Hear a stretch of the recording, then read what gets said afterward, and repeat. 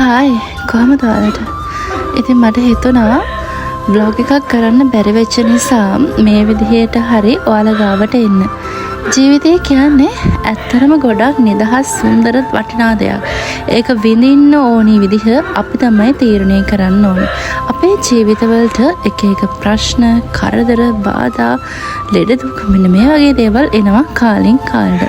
ඉතින් ඒ හැම දෙයකටම මුහුණ දීලා ශක්තිමත්ව අපි ජීවත් වෙන්න ඕනේ.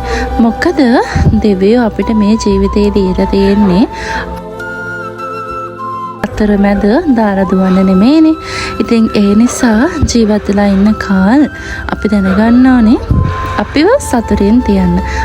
අපිව ලස්සනට තියාගන්න අපි දැනගන්න ඕනේ. සමහරු නම් කියන්නේ ප්‍රශ්නයක් ආවහම ජීවිතේ එපා වෙනවා කියලා. ඒ ප්‍රශ්නයක් ආවට පස්සේ ඒ ප්‍රශ්නෙට සතුටෙන් මුහුණ දීලා ඒ ප්‍රශ්නය සාර්ථකව විසඳගන්න අපි ඉගෙන ගන්න ඕනේ.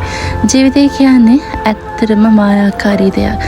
අපේ ජීවිතවලට එක එක ප්‍රශ්න, කරදර මෙන්න මේ වගේ නොයෙකුත් දේවල් ආවත් අපි දැනගන්න ඕනේ අපිව සතුටින් අපිව ලස්සනට තියාගන්න. මම මේ ඉන්න වටපිටාව, මේ ගහකොළ, මේ සතා සිව් මේ හැම දෙයකටම මං ගොඩක් ආසයි. මේ හැමදේම මට ගොඩාක් සමීපයි. ඉතින් ළමයෝ ඔයත් පුළුවන් හැම වෙලාවකම ජීවිතේ විඳින්න උත්සාහ කරන්න. දුක, සැප, සතුට මේ හැමදේම බෙදාගෙන සතුටින් ජීවිතේ විඳින්න උත්සාහ කරන්න.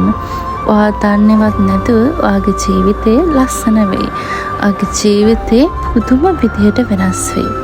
සමහර මායාකාරී දවස් වෙනවා අපේ ජීවිත ගොඩාක් ලස්සන කරන. අන්න ඒ වගේ දවසක් වෙනුවෙන් ප්‍රාර්ථනා කරන්න. ඒ දවස් අපිට ඉක්මනින්ම ලැබෙන්න කියලා ප්‍රාර්ථනා කරන්න. ජීවිතය කියන්නේ ප්‍රශ්නයක් නන් නෙමෙයි. ඉතින් ඔයාලා හැමෝටම සුබම සුබ අලුත් අවුරුද්දක් වෙන්න කියලා මං හදවතින්ම ප්‍රාර්ථනා කරනවා.